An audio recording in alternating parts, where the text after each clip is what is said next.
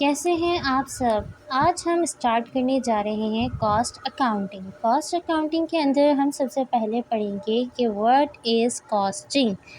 अच्छा देखिए, एक टेक्निक है, एक प्रोसेस है कॉस्ट को असरटेन करने का, यानी कॉस्ट को कैलकुलेट करने का, कॉस्ट को असाइन करने का, कॉस्ट को मेंशन करने का, ये सारा कुछ कहलाता है कॉस्टिंग। बेसिकली अब आप पूछेंगे कि कॉस्ट क्या होती है, तो भाई कॉस्ट क्या होती है, किसी भी चीज़ की कीमत। अगर आप किसी चीज़ को मैन्युफैक्चर करते हैं तो आपको उस पर बहुत सारे खर्चे करने पड़ते हैं। फॉर एग्ज़ाम्पल, अगर आप में से एक शख्स चाहता है कि वो बिरयानी बनाकर मार्केट में सेल करे, तो उसे बिरयानी बनाने के लिए बहुत सारे खर्चे करने पड़ेंगे। उसे राइस लाना पड़ेगा, उसे चिकन लाना पड़ेगा, उसे बीफ लाना पड़ेगा, वटेवर वो जो भी चीज़ बना रहा है उसके अंदर लातादाद उसके खर्चे होंगे। वो सब टोटल हो जाएँ, उन सारी कॉस्ट को आप असरटेन कर दें, सारी कॉस्ट को डिफ़ाइन कर दें, और ये हिसाब किताब जब आप कॉस्टिंग का करेंगे कि इसमें मेरा कितना टोटल ख़र्चा आया, इसकी मेरी लागत क्या पड़ी, इसकी कीमत क्या पड़ी, तो वो सारा प्रोसेस होगा कॉस्टिंग। ठीक है, कॉस्टिंग तो अब आपने पढ़ लिया। अब कॉस्ट अकाउंटिंग पढ़ते हैं। The accumulation and the analysis of cost or cost information for internal use to aid the management in planning, control and decision making। भाई अब ये कॉस्ट अकाउंटिंग क्या है, इसमें आप क्या करते हैं, आप इंटरनल यूज़ के लिए यानी बिज़नेस अपने यूज़ के लिए, ताकि उसकी मैनेजमेंट जो है वो अच्छी प्लानिंग कर सके, अच्छे कंट्रोलिंग कर सके, आने वाले दिनों के लिए अच्छे डिसीजन ले सके। उन सब के लिए जो कॉस्ट का हिसाब किताब करती है कंपनी अपने लिए, बिज़नेस अपने लिए, वो कहलाता है cost accounting. Financial accounting is बिल्कुल डिफरेंट है। फाइनेंशियल अकाउंटिंग में आप जो है वो पैसे का हिसाब किताब देख रहे होते हैं। It is the branch of accounting which is concern primary with financial reports for external use. देखिए, कॉस्ट अकाउंटिंग आपके इंटरनल यूज़ के लिए होती है। आप देखना चाह रहे हैं कि आपको कितनी कॉस्ट पड़ी है, आप चीज़ बना रहे हो वो आपको कितने की पड़ी है, आपके अखराजात कहाँ पहुँच गए। जबकि फाइनेंशियल अकाउंटिंग्स आप दूसरों के लिए बनाते हो, दूसरे बिजनेस के लिए, अगर आपको किसी से इन्वेस्टमेंट चाहिए तब आप बना रहे होते हो। अच्छा भाई, अब आते हैं कि कॉस्ट की क्लासिफिकेशन के ऊपर। कॉस्ट की क्लासिफिकेशन देखिए, मैन्युफैक्चरिंग कॉस्ट होती है जिसे हम प्रोडक्ट कॉस्ट कहते हैं, यानी हमने कितना ख़र्चा किया एक प्रोडक्ट को बनाने में एक ख़ास टाइम पीरियड के अंदर रहते हुए। दूसरे कमर्शियल एक्सपेंसेस होते हैं, मार्केटिंग एक्सपेंसेस होते हैं, यानी प्रोडक्ट को सेल करने के लिए हमें जो एक्सपेंसेस करने पड़ते हैं। एडमिनिस्ट्रेटिव एक्सपेंसेस होते हैं, यानी मैनेजमेंट ऑफिसेज़ वगैरह में जो खर्चे लगते हैं।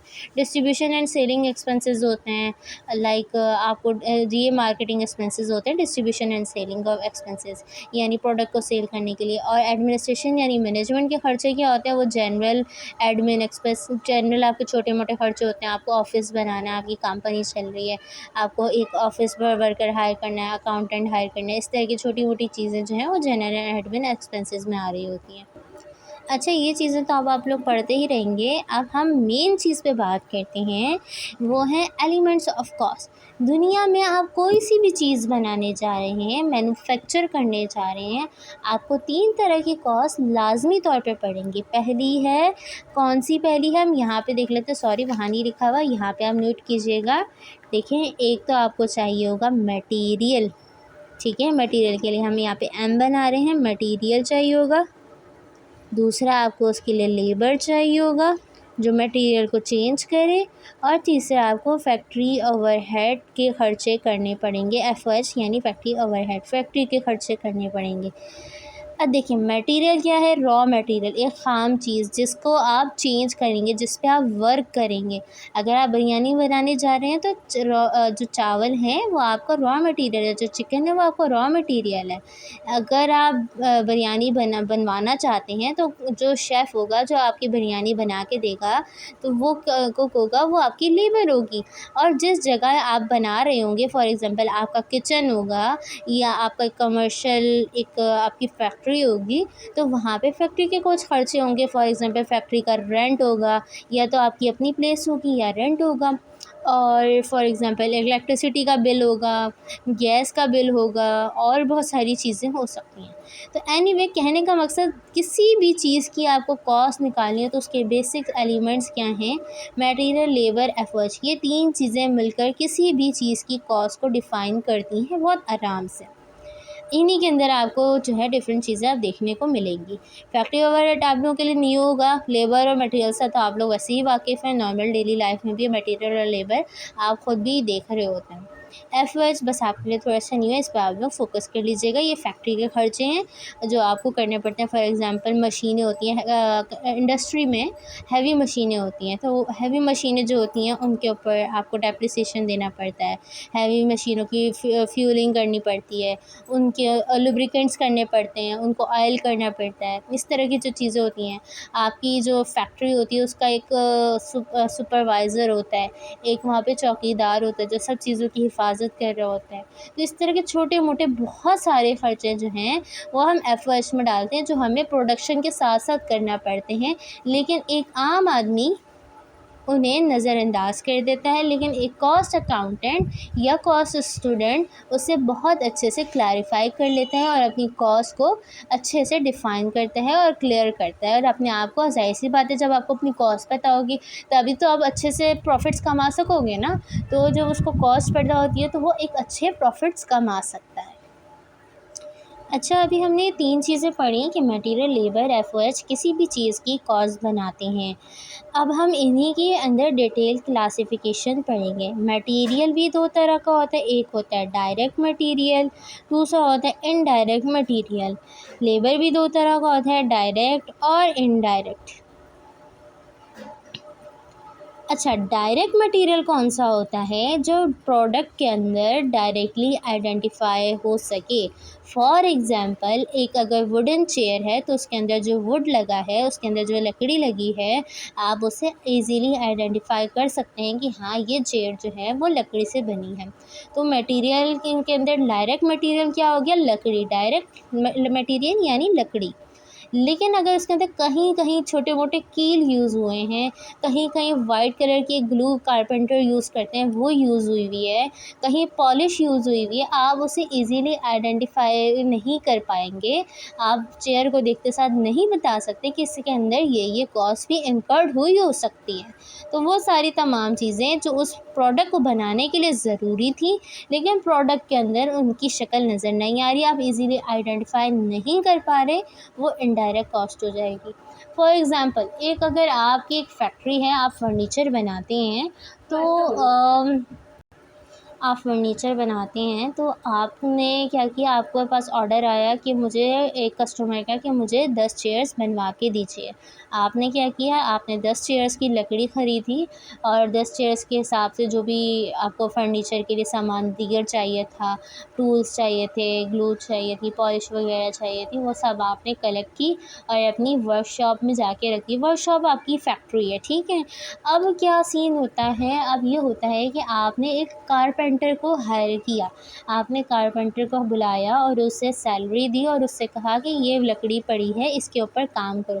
मीन्स कि लेबर काम करती है आपके मटेरियल के ऊपर। तो लेबर ने काम करना शुरू कर दिया आपकी मटेरियल यानी लकड़ी के ऊपर और उसे चेयर्स बनाना शुरू कर दी।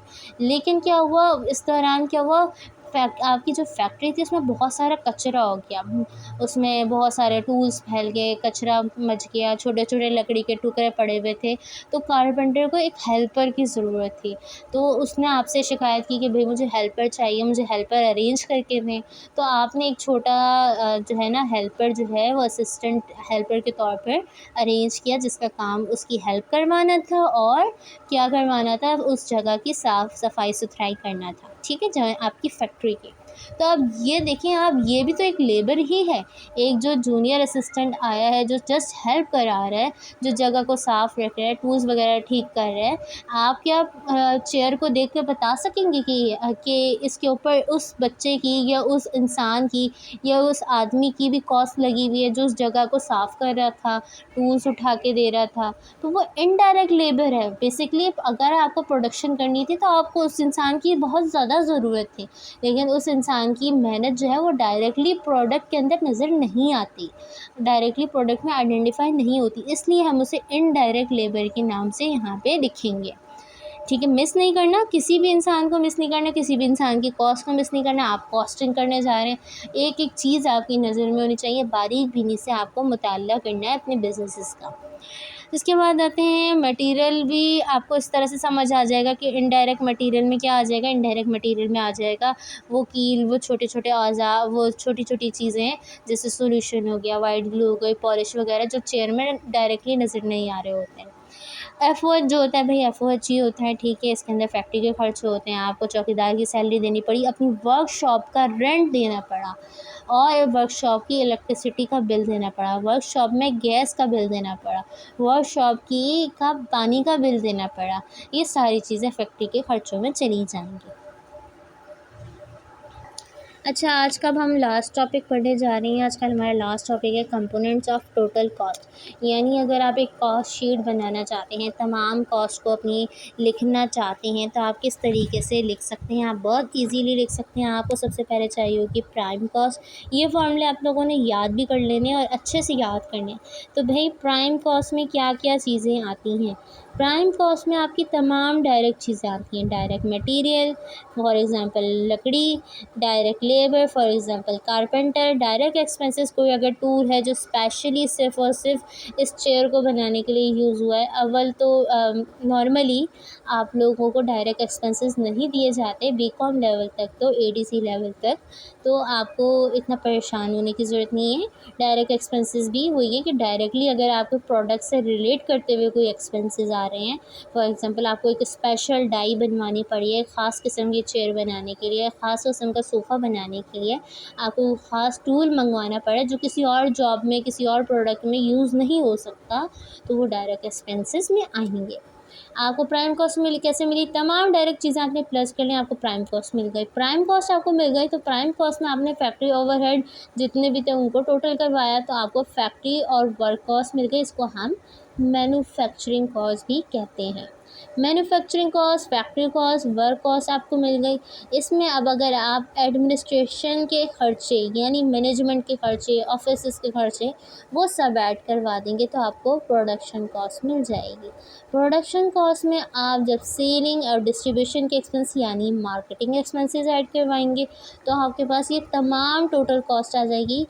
यानी आपके बिज़नेस पे लगने वाली हर तरह की कॉस्ट आपके सामने एक ही पेज पर सारी की सारी नज़र आ रही होगी, और आप समझ पा रहे होंगे कि कहाँ पे आपको कॉस्ट की कटिंग करनी है, कहाँ पे आपको कॉस्ट इंक्रीज़ करनी है, कहाँ पे आप एफिशिएंसी से काम कर सकते थे, कहाँ आपका ज़्यादा पैसा इन्वेस्ट हो रहा है, और क्या चीज़ आपको आउटसोर्स करनी है यानी किसी दूसरे बिज़नेस को बनाने के लिए देनी है। ये इस तरह के बहुत सारे इन्फॉर्म्ड डिसीजंस, प्लानिंग वगैरह ये आपकी मैनेजमेंट कर सकती है अगर proper cost system, proper cost accounting का हिसाब किताब बना हुआ हो, आपका अकाउंटेंट सही बनाए। तो ये था आज का हमारा टॉपिक कॉस्ट अकाउंटिंग पेटीवालिया की बुक से। तो नेक्स्ट वीडियो में हम इसके ऊपर मज़ीद बात करेंगे, यानी cost of goods manufactured statement पे बात करेंगे, कॉस्ट ऑफ गुड्स सोल्ड पे बात करेंगे। जुड़े रहिए। अल्लाह हाफ़िज़।